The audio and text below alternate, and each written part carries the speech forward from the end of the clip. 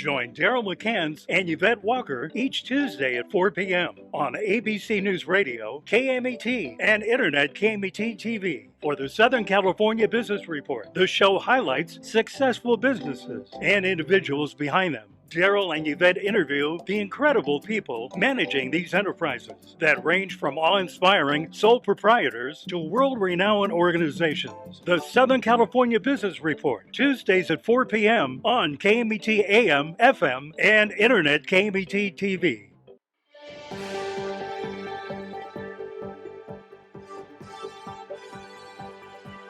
Welcome to KMET 1490 AM ABC News Radio and the Southern California Business Report, a show dedicated to highlighting successful Southern California businesses and the people behind them, with Daryl McCance and Yvette Walker.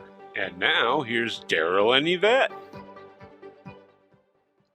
Thank you for joining the Southern California Business Report on ABC News and Talks, KMET 1490 AM, 98.1 FM, and KMET TV with Yvette Walker and myself, Daryl McCance.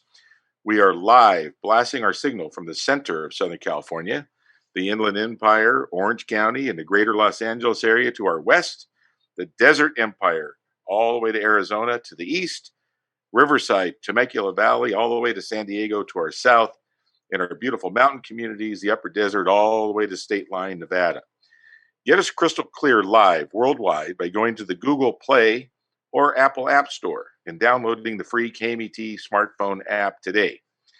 We focus each week on successful businesses in Southern California and the people behind them, serving a local population of nearly 25 million.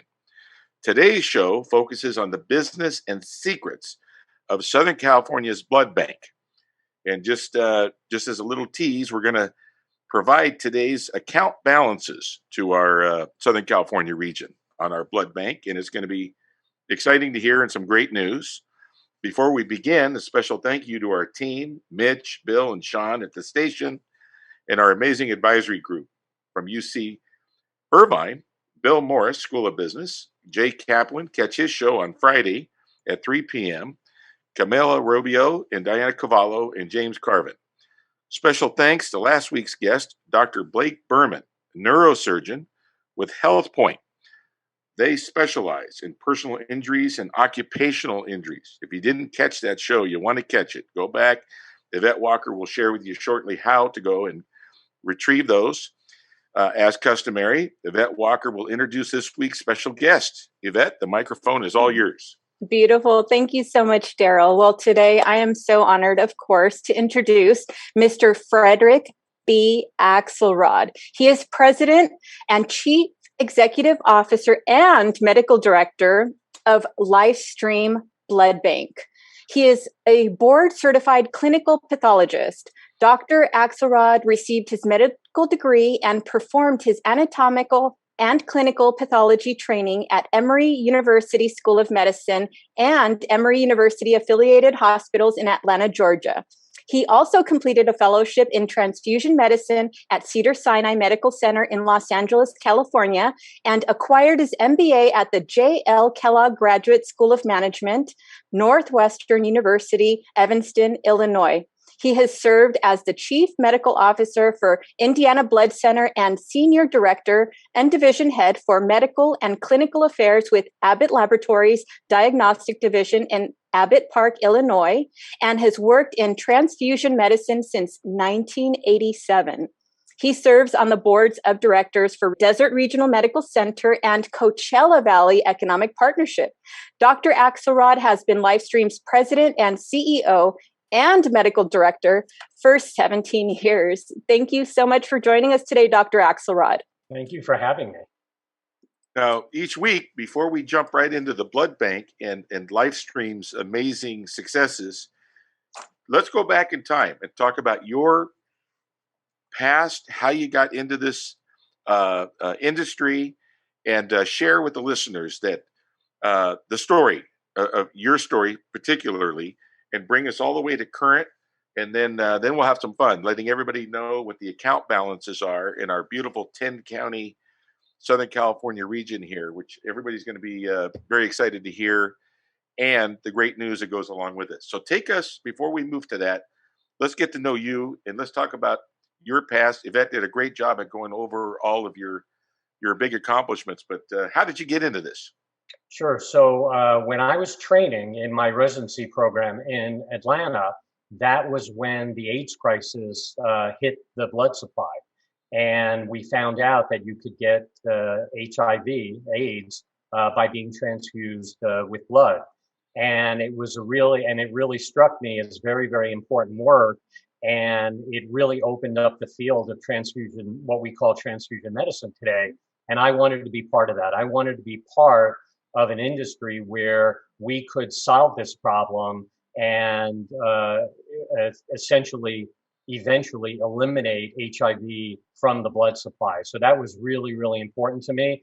And I decided that would be my life's work in making sure that the blood supply would be safe for the patients that were needing to use blood because of their illness and hospital situation.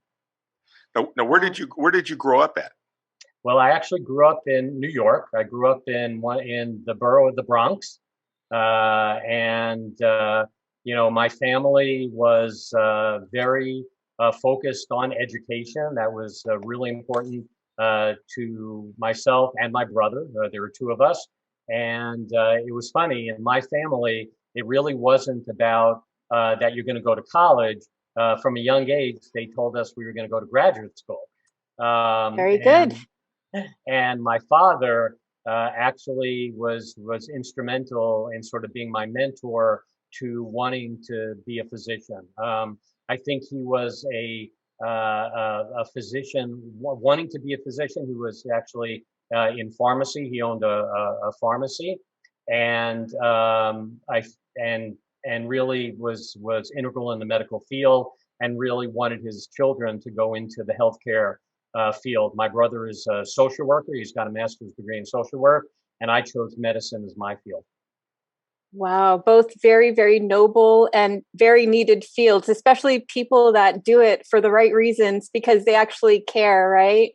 Yeah. I mean, that was really it. It was really about wanting to serve people who were ill and wanting to take care of them and help make them better, as much as we could. So that was really what drove me towards medicine, and I had the fortune of being able to be accepted to medical school at Emory, where I went, and I liked Atlanta very much and stayed there to do my residency work, and then decided it was really time to look for a program that specialized in transfusion medicine, and that would be one of the best programs to really set me on my way for my career.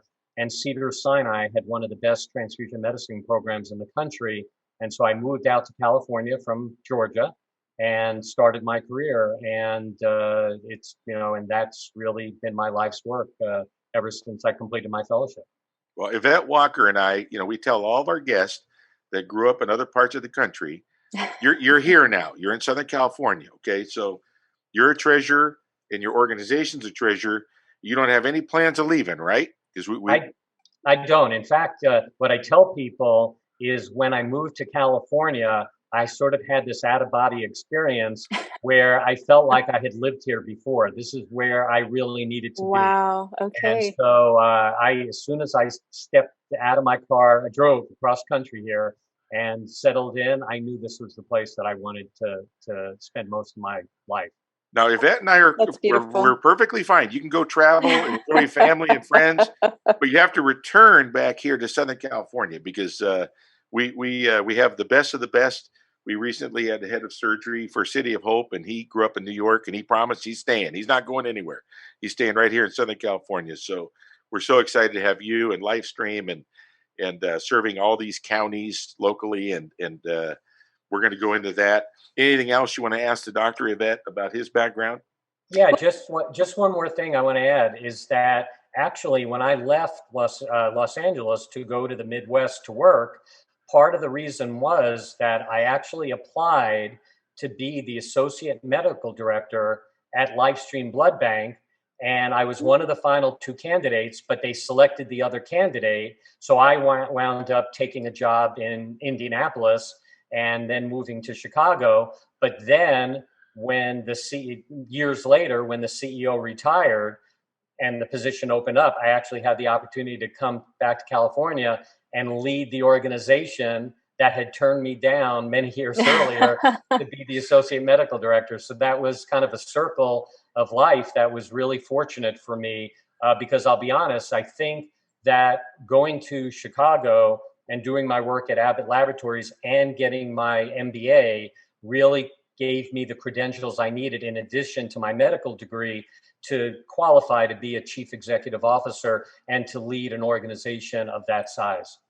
Absolutely. And I love that you applied for it the first time. It didn't work out, but you went for it again, and here you are today. So again, that is a testament to continuing, building, growing, and going after what it is that you want to do that means something to you, especially if it's your life's work and it's that critical of a mission to you, right? So I'm so glad you went for the second shot. Thank you for that. Well, thank you. I'm very proud of it. Okay, we're going to continue to pick on you personally, but we're going to move over to LifeStream because I know you're so proud of your organization and you're serving 80 hospitals in Southern California. Yvette and I, we talk all the time. We have 10 counties in Southern California. And nowadays, with the cars being so fast and comfortable, a lot of people wake up in one county, they go to work in another county, they go visit family and friends in one or two other counties.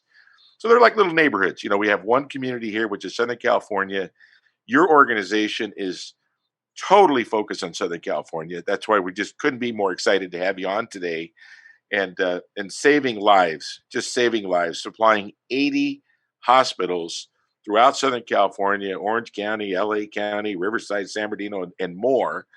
And LifeStream just celebrated their 70th anniversary, and you just celebrated your 17th anniversary.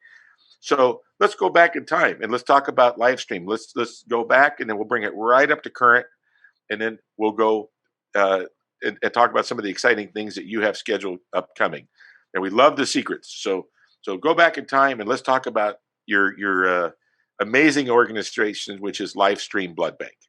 Sure. So LifeStream Blood Bank, when I got there, just to let you know, it was originally incorporated as the Blood Bank of San Bernardino and Riverside counties. It was established by the medical societies of San Bernardino, Riverside County to make sure that there was an organization that would collect blood and have an ample and safe blood supply to meet all of the hospital needs in San Bernardino and Riverside County. When I got there in 2004, we were serving 33 hospitals only in San Bernardino and Riverside County. So we actually have had the opportunity to grow as a result of the success of the work that we did, collecting more blood, really being a partner to the hospital, taking the stance that, blood shortages are really not an option, and we have to make sure that we have enough blood for the hospitals in the region. And that reputation found its way to other counties who were interested in talking with us and seeing if we could supply them with blood and be their blood service provider. So we have grown through the years and serving hospitals, as you mentioned, in actually 6 counties in Southern California, not only San Bernardino and Riverside, but LA, Orange County, San Diego County, and Imperial County. And as a result of our growth, we thought it would be better to have a name that was not so geographically bound. We love San Bernardino and Riverside County, but we are now serving 6 counties. So we really wanted a name that would reflect our mission, which is helping save lives by connecting donors and patients through the gift of blood, and the work that we do. So the life was for saving lives, and the stream represented a continuous stream of blood products from blood donors to patients to make sure that we were helping to save their lives. So LifeStream became our name in 2008, and that's been our name ever since. For those just tuned in, we are here with Dr. Frederick B. Axelrod, the president, CEO, and medical director of LifeStream's Blood Bank. And we just couldn't be more proud to have you on. Let's talk about the 70 years. So when did it actually change to LifeStreams? What year did that take place? 2008. So the blood bank was founded in 1951. So 57 years later, we updated the name to LifeStream Blood Bank in 2008, and that's been its name for the last 13 years. Fantastic. Lovely, lovely. And so I'm just really happy to talk about this because when we're discussing the prospect of saving a life and saving your own life in the process, I think that is something that is worthy of just shouting from the rooftops, something that is so important for all of us to take into account. And I really want you to share with us what that looks like when we talk about donating blood, giving blood to save a life, saved my life. Can you talk about that, Dr. Axelrod? Sure. So first of all, to anyone who's listening, really, how often do we have the opportunity to save somebody's life? And the simple act of kindness of taking an hour and donating a unit of blood, you can save up to 3 lives. So that's one part of the donation process. But when you come in to donate blood, we actually do a mini physical exam on you. We take your blood pressure, we do your pulse, we take your temperature, we check your iron level, and we make sure that you're healthy enough to donate. And after you donate, we do a whole bunch of tests on the blood. We do HIV testing, we do hepatitis B testing, hepatitis C testing, and many other infectious diseases. And all of these things are free to the blood donor. If you would get this testing in the hospital, it would cost you hundreds and hundreds of dollars. And so one of the things that we've actually noticed through the years is we always promote the blood donors that are coming in to help save a life of somebody in the hospital. But we, on more than a few occasions, have actually found an abnormality in the blood donor and referred them to a physician where they found an underlying disease that saved their life.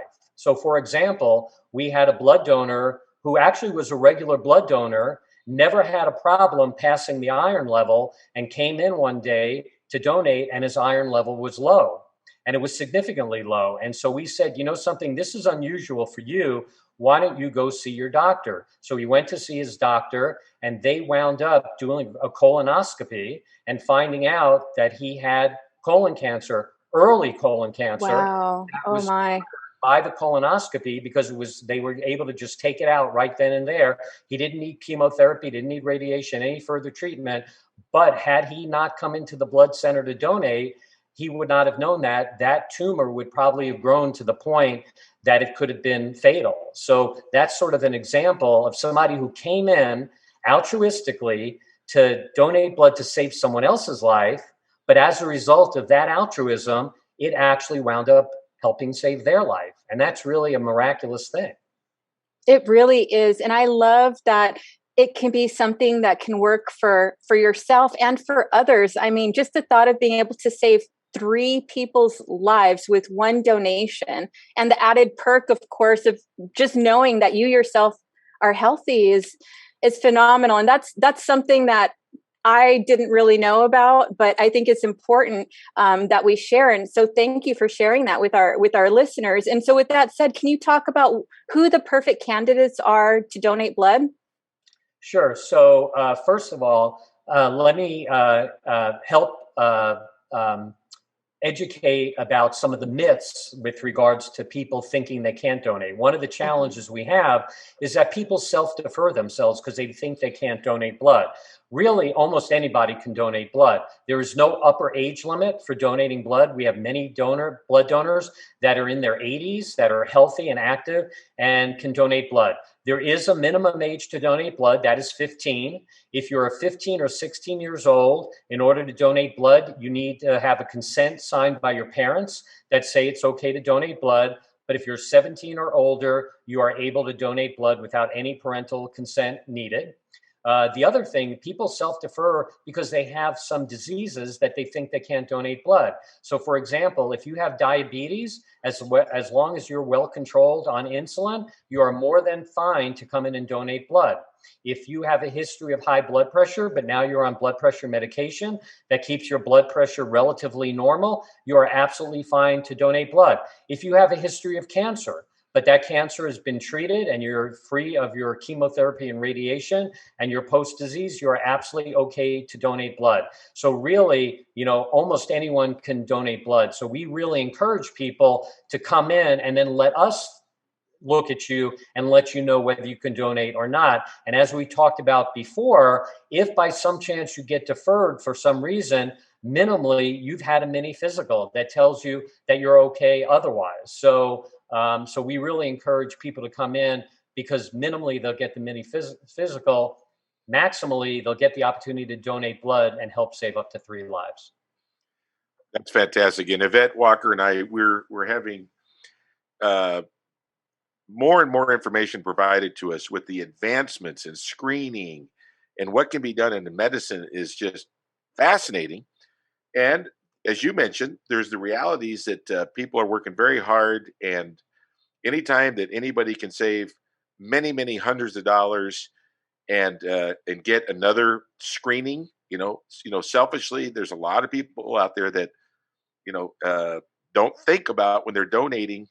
They just got an amazing screening. You said there's 10 items, and there's the 10 big items that they're looking at, from cholesterol to right on down.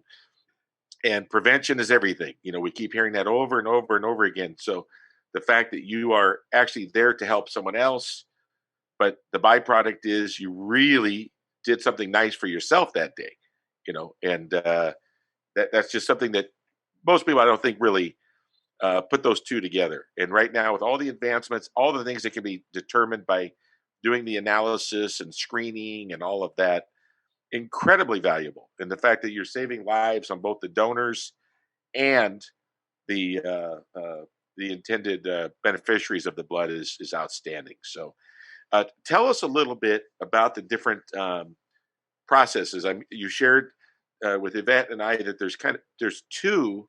When people are donating blood, you guys have 2 options there that are really amazing. And that was totally new. So tell us a little bit about that. Sure. So the classic way that people know about donating blood is coming in, having a needle put in your arm, and have the blood drain into a bag. That's the classic way that everybody knows about blood donation. But through the years, and more recently, automation, much in the way of computer technology and other things that have made our lives easier, automation has made its way to the blood center, so that we can actually focus on the blood product we want to take from a blood donor based on their blood type that is most compatible with the patients in the hospital. So everyone who knows anything about blood kind of knows that the group O is the universal donor. And they sometimes feel, oh, if I'm not a group O, then I'm not really needed, okay? But group O is the universal donor for the red cell product, the oxygen-carrying portion of the blood that people need when they're undergoing surgery for particular conditions. But people that are group A and group AB, their compatibility with patients are with plasma and platelets. And we have automation where we can take just the plasma, or we can take just the platelets and give everything back to the blood donor. And it's safe, and it's one disposable use with the technology. So after we use it on the blood donor, it's discarded, so it's not used for anybody else. There's no risk of transmitting infection to anyone else. And for example, a group A person who donates whole blood, their red cells are compatible with 45% of the population. So that's their chance of their blood being used in the hospital. Their platelets and their plasma are compatible with about 85 to 90% of the population. So you have a much better chance of your product being used, or what I should say, you have the better chance of having it more effectively used across Southern California, anywhere, because there are so many group A or AB or group A patients in the hospital that we would like you to donate plasma or platelets. The group AB donors. So AB, people will say, oh, I'm a very rare blood type because I'm AB. The group ABs are only about 2% of the population. But in the hospital, they're the universal recipients. They can receive blood from people who are group O, group A, and group B, and group AB. Okay, but their plasma and platelets are the universal product for any other blood type. If you are an AB, we can give your plasma and your platelets to every single patient in a hospital. whether they're group O, whether they're group A, whether they're group B, or whether they're group AB. So they're the universal donor for plasma and platelets. So they're very, very important because they're only 2% of the population, and we really need them to come in because they're the universal donor for that product.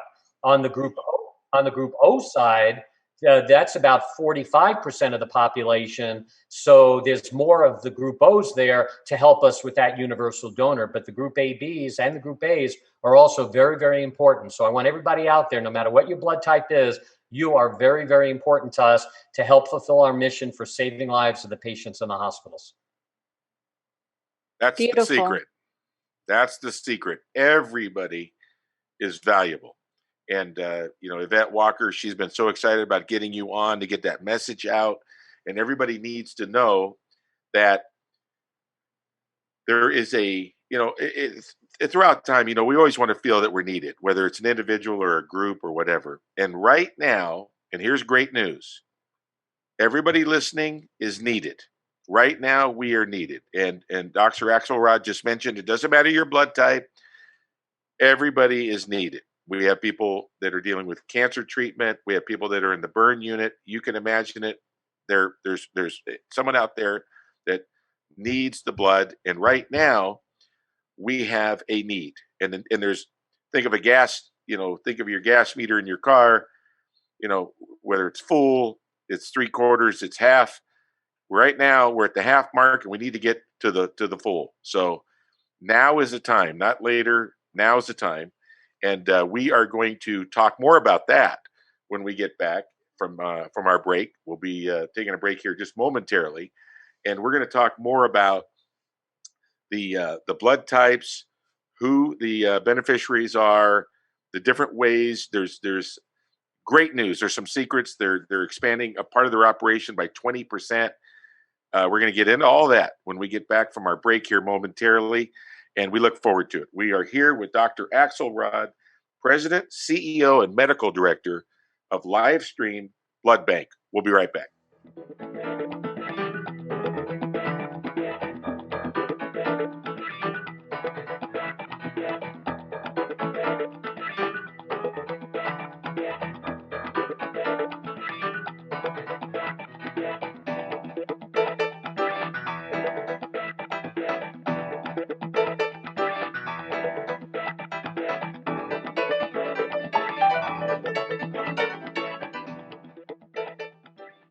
Join Daryl McCance and Yvette Walker each Tuesday at 4 p.m. on ABC News Radio, KMET, and Internet KMET TV for the Southern California Business Report. The show highlights successful businesses and individuals behind them. Daryl and Yvette interview the incredible people managing these enterprises that range from awe-inspiring sole proprietors to world-renowned organizations. The Southern California Business Report, Tuesdays at 4 p.m. on KMET AM, FM, and Internet KMET TV.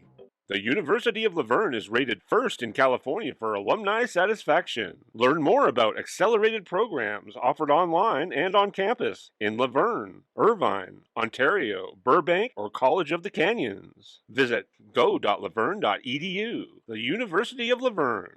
go.laverne.edu. Take KMET 1490 AM with you everywhere you go by downloading our free smartphone apps found on the KMET website, KMET1490am.com. You can also go to the Google Play Store or the Apple App Store on your phone to download the free app. Now you can listen live or play any of your favorite programmers' podcasts using your smartphone. Go to KMET1490am.com and download your free phone app today. Being sued and don't know who to turn to? The insurance company won't defend you and your family in a lawsuit? Stress no more. Call the Walker Law Group. We are the law on your side. Just call 909-989-3200. 909-989-3200. Ontario International Airport is on to a better way to fly with over 65 daily nonstop flights to more than 20 major destinations and the easiest airport experience in Southern California. Visit flyonto.com/Ontario to learn more about Ontario International Airport today.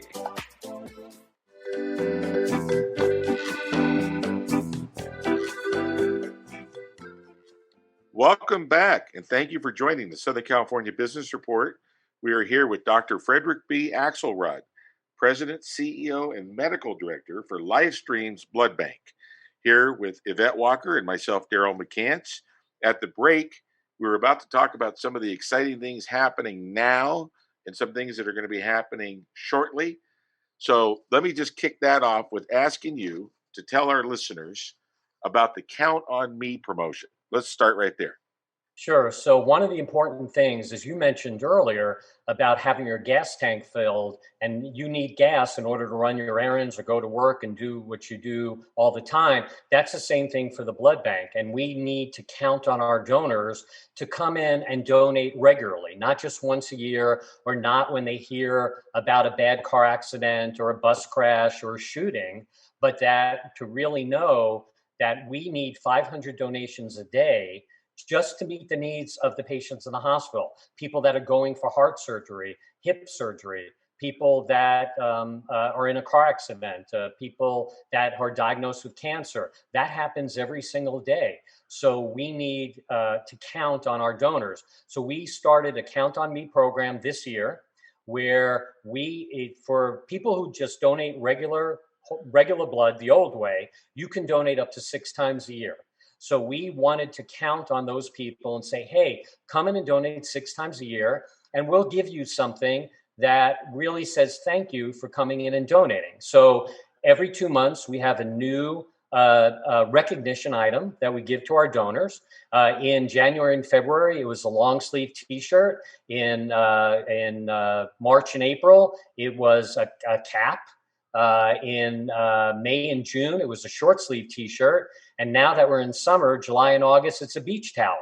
So, you can do all the collecting all year to make sure that you're, supporting LifeStream. And we're saying thank you. And it's our way of saying thank you, aside from all the other things that you get with all the free testing and the clinic and the health exam and all that.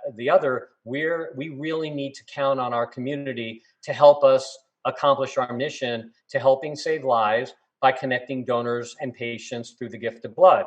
And one of the other things I just want to mention is that one of the ways that we also are closing the loop of connecting the donor to the patient is that when you donate your blood product, and once we ship it to the hospital, we will notify you where that product went. So we will say your product went to Loma Linda University Medical Center, or your product went to your platelets went to City of Hope, or your plasma went to Arrowhead Regional Medical Center, because that's a burn center where they use a lot of fresh frozen plasma. So that's another way that we really close that loop of connecting the donor to the patient, to let you know where your blood product went and that it was actually used, which is really, I think, kind of exciting and helps motivate the donor to want to come and donate again. Absolutely.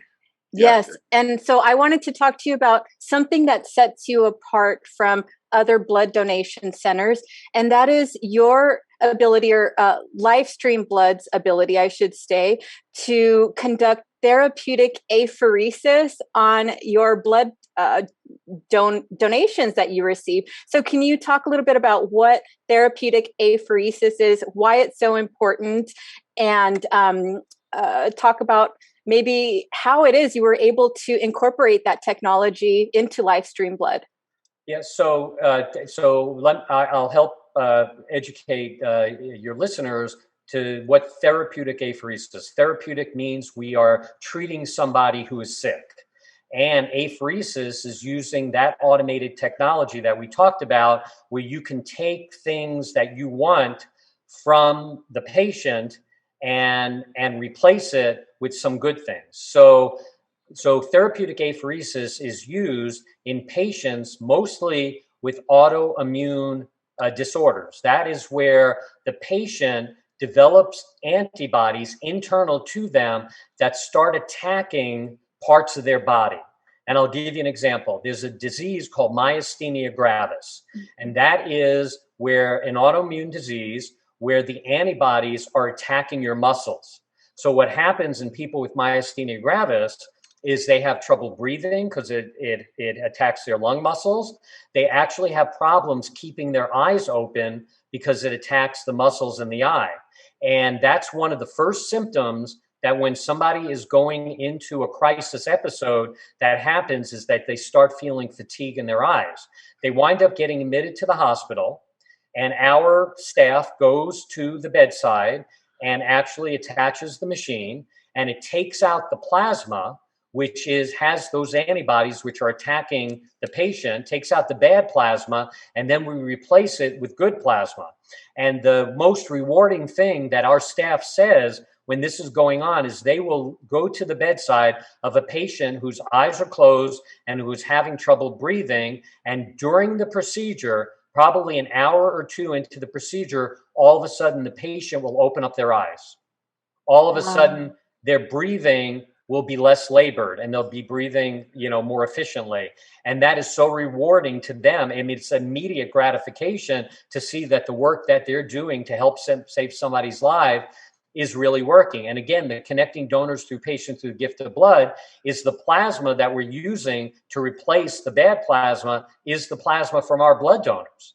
So, that is, so this is a program that we are the only blood center in Southern California that offers this program. We're doing more than 100 procedures a month, and it's growing. It's growing tremendously. And we're very proud of the work that we do because we really get the opportunity to help save the lives, not only with our blood products, which we've been doing for years, but now actually to be part of patient care right at the bedside, to be helping them and saving their lives at the bedside and using the donated products of the plasma or whatever other products we use, red cells, platelets as well, to help save lives. So it really encompasses, it's like a sort of a full 360 degrees of saving the life that is really exciting to us. And oh my goodness, I can only imagine, the setting, right? Seeing somebody there in that condition. And to me, that's a grave condition. If you can't breathe, if your body's attacking, those critical vital functions, then obviously that's a problem. But to see that transformation occur basically before your eyes, that I can only imagine the gratification. And so that is an incredible development. That is amazing that you're able to do that and treat the patients directly. So thank you for sharing that with us, Doctor. And Yvette, that's a secret. One That of the is a things secret. one of the things that we pride ourselves, Yvette Walker and I, is we want secrets. And the fact that therapy is now available, that you and your team are providing comfort to people that are dealing with that condition is, fantastic.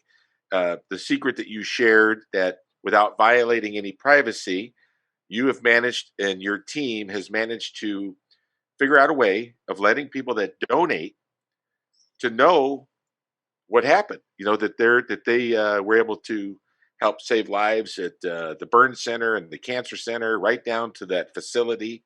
Obviously, no names and personal information's exchanged, but everybody loves to feel appreciated.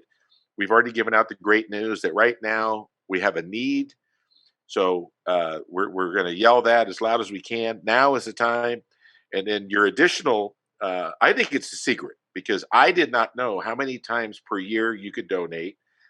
And we all, if we can get on a disciplined regimen that whatever it is your donation comfort level is, if we can add one more time that you're donating per year, all the way up to, your team won't let anybody donate more times than safe. So it's really neat that everything is getting very well thought through. People are being recognized, and we're able to just really get this under control. And yes. And with that said, let's talk about your 9-city challenge, Dr. Axelrod. Please expand on that. Sure. So 9 years ago, we started a competition in the Coachella Valley region of Riverside County, where there are 9 cities. And we started during the summer. It goes from July 1st to August 31st every single year. And it really was to highlight the need for blood donations in the summertime, where people are taking vacation or snowbirds are leaving the desert area, but we still need the blood. What I share with people is cancer doesn't take a vacation. Car accidents don't take a vacation. Heart disease doesn't take a vacation. So those blood needs continue to be needed by the patients in the hospital, even though we might have 20% of our blood donors leaving the area or away at any one time because of vacation. So we started a friendly challenge between the 9 cities to say who can donate the most blood during that time. The community members of that city, and they registered their code. And it's a friendly competition. At the end of the competition ends, the city that wins gets a really nice plaque and gets to, display that plaque in their city hall. And we've had multiple cities win in there. It was interesting. Indio and Palm Desert were the 2 cities that used to kind of swap winning, and some of the other cities started taking that as a challenge and saying, we want to kind of knock them off their pedestal. We want to be the high one. And so Palm Springs, the city of Palm Springs, won last year and beat out Palm Desert by 2 units. Oh, wow. And so, we're really, really proud of that. So, it's friendly competition, but again, to heighten the awareness of the need for blood donation. If I might also add, I want to, our mission is about saving lives, but there's also an economic development part of the work that we do. When I came to the organization in 2004, we employed 275 employees. Today, we're over 400 employees and growing. And so you were talking about, that people can donate 6 times a year. The more that people donate, the more jobs that are created in our region. And these jobs are really good jobs. They're good paying jobs. And we have excellent benefits, very good health care, very good 401k, and very good paid time off. So, so you can actually save a life and help create jobs in the Coachella Valley. And I'm sorry, not Coachella Valley, in all the areas that we serve. So, there really is an economic development part of this in addition to saving lives. And everybody wants people to be employed and to have good jobs in the area. So, our region, particularly the Inland Empire portion of the region, is a little bit different than some of the other areas where you have big companies that are there. In our region, we have a lot of small businesses. And so we're actually one of the more larger employers. And the more that we can create jobs, the more people that can donate blood, save lives, create jobs. I mean, it's really a whole bunch of things that we're doing with the ultimate goal of saving the lives of the patients in the region. Well, it sounds like a beautiful catalyst to me, and the perfect segue to talk about some of your new locations that you're opening. So can you briefly talk a little bit about those locations, when they're going to open, when they're coming online, and give us the update on that? Sure. About 3 years ago, we did a strategic plan where we looked at our entire region and we said, we want to make blood donation easy enough that traveling to a blood center is not going to be a chore. So we thought, by California standards, if we could have so we looked at areas where there was a population of 100,000 or more. And in those areas, we wanted to make sure that a blood donor did not have to travel more than 30 minutes to get to a donor center. And so we identified multiple areas where we had a population that was very large, but they had to travel longer than 30 minutes to get to a donor center.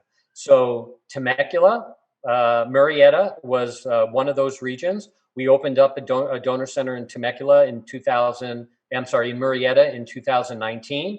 Moreno Valley was another area. We opened up a donor center there in 2019. Placentia was another area in Orange County where we opened up a donor center. We opened that up February of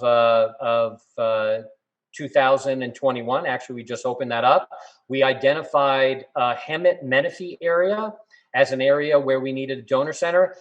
We are opening that up in the next 2 to 3 months. And then Beaumont Banning, that was another area. We're opening that up, donor center there, in the next 3 or 4 months. And that was to add to the donor centers that we already had in San Bernardino, the city of San Bernardino, Riverside, Ontario, Victorville, La Quinta, Rancho Mirage. So now we have 9 donor centers currently, and then we'll be adding the Hemet Menifee and the Beaumont Banning donor centers in the next 3 to 4 months. So we'll have 11 donor centers, and our donors will not have to travel more than 30 minutes to get to a donor center. Wonderful. For those that just tuned in, we are here with Dr. Frederick B. Axelrod, the President, CEO, Medical Director of LifeStream's Blood Bank. We're so delighted to have you on. And Yvette just talked about the centers that you have. Tell us about the 20% increase that you're going to have on your mobile centers. That's exciting.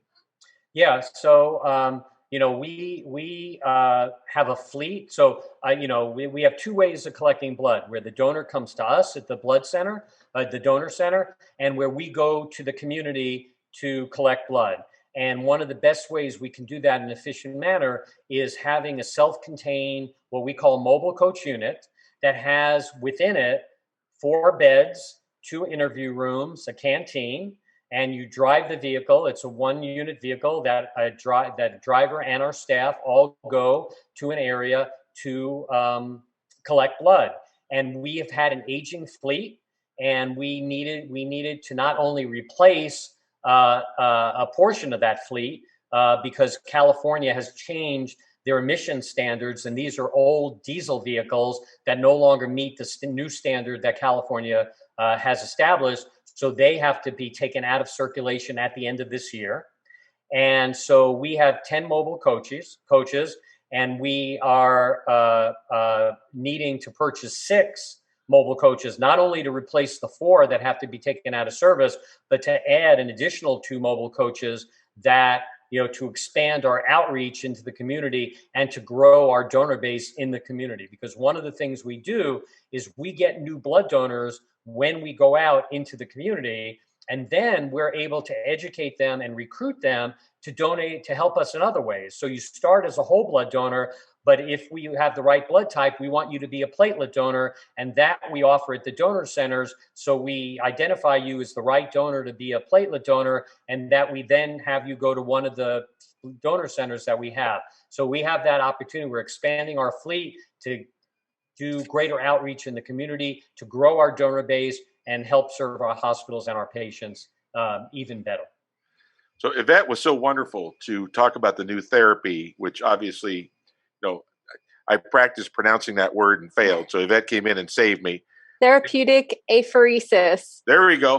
Got it. Now, also share with our listeners, if you would, Doctor, as you look at the different components of blood. So as people give blood, and talk about how those different components are used. I thought that was fascinating, and I think the listeners will get a kick out of that.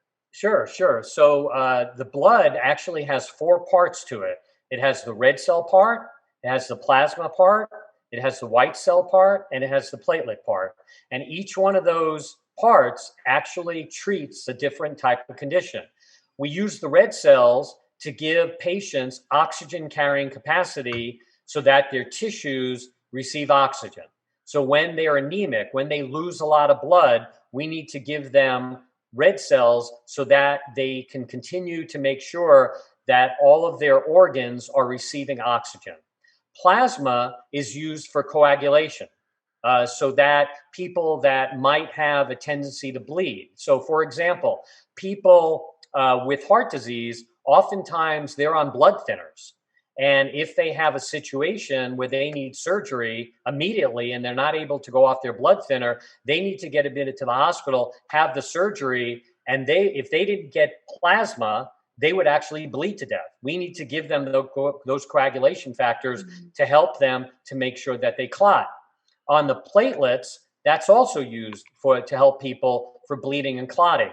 The plasma has the coagulation factors that help you with the internal part of your body to help stop bleeding. The platelets are like a plug, so that where the wound is, they go to the wound and they form a seal, to plug up the hole so that you don't bleed from that site. And then finally, the white cells, those are the ones that fight infection. So we need those white cells. So when you have, let's say, a premature baby that's born, they're at risk for a lot of infection. Mm-hmm. They get what we call white cell transfusions to make sure that we keep their immune system up. There are patients with cancer being treated with chemotherapy and radiation. Oftentimes they get very, very sick, and they need help. Their white cell count, a normal white cell count, just to give you perspective, is between 4,000 and 8,000. When a patient is treated with chemotherapy, sometimes their white cell counts go below 500. Oh my. And when you go below 500, you are at risk for a lot of infections. So they get white cell transfusions that are supplied, by the blood center. So we're real proud that, there are multiple different ways that we can collect product that help save the lives of the patients in the hospital. Wonderful. Oh my goodness. We're so happy to have you because you basically broke it down and made it very simple for us to understand how critical the need is, what goes with what, and of course, talk about your ability to efficiently channel those products, those resources to the patients that need it the most. And on top of that, we get a receipt on where our donations went to. I don't see it getting any better than that, especially when you consider the fact that you can save your own life by saving someone else's. And the other thing I want to mention is that as we're talking about the different ways of donating, so if we become very automated, so if you go to our website, which is lstream.org, all lowercase, the letter L, the word stream, all one word, .org, you actually can make an appointment online. And one of the things you can do is put in your zip code, and it will not only tell you the donor center that is closest to you, but it'll also tell you the blood drives that are going on in that zip code area for the next week or two. So you can make the choice. Let's say you are in the Marietta Temecula area. You can, or let me put it this way. Let's say you live in the Marietta Temecula area, but you work in Riverside. So you can put one or both of those zip codes in that will tell you whether, you can go to the Marietta Donor Center to donate, whether you should donate at the Riverside Donor Center, or whether you want to do a blood drive in the Marietta Temecula area or a blood drive in the Riverside area. So it really gives you multiple opportunities to choose the way you want to donate blood and make it easy for the donor. Again, what we're trying to do is if we're asking that we need to count on you, we want to make it as easy as possible that you can count on us to make it easy for us to count on you. Beautiful. Thank you. Thank you, Dr. Axelrod. We're going to have you back. Keep Yvette and I up to date on what's going on. And Yvette, take us out. All right, everybody. Thank you for joining us today. And don't forget to look for us on Facebook, YouTube, LinkedIn, and Instagram. Check us out on scbrtalk.com. And don't forget to download the free live streaming app on Google Play or the Apple App Store. Check out our YouTube channel and download our interview with Dr. Blake Berman, a board-certified and fellowship-trained spinal and neurological surgeon. Dr. Berman served as the Section Chief of Neurosurgery, Director of the Icon Division of Spinal Surgery, and co-director of the Neurosurgery Residency Program at Desert Regional Medical Center in Palm Springs, California. Dr. Berman is a graduate of Western University of Health Sciences in Pomona, California. He completed his neurological residency and combined subspecialty fellowship training in complex and neurotrauma at Arrowhead Regional Medical Center in Colton, California. Next week, we will have Edward Ornelas Jr. He is the current president and CEO of the Inland Empire Regional Chamber of Commerce and an independent majority stakeholder of the newly acquired and revival of the Inland Empire Business Journal. He's a Los Angeles native. However, he likes to tell people that the Inland Empire adopted him in 2010 when moving to Fontana from Los Angeles. So everybody out there, don't miss it. See you next week.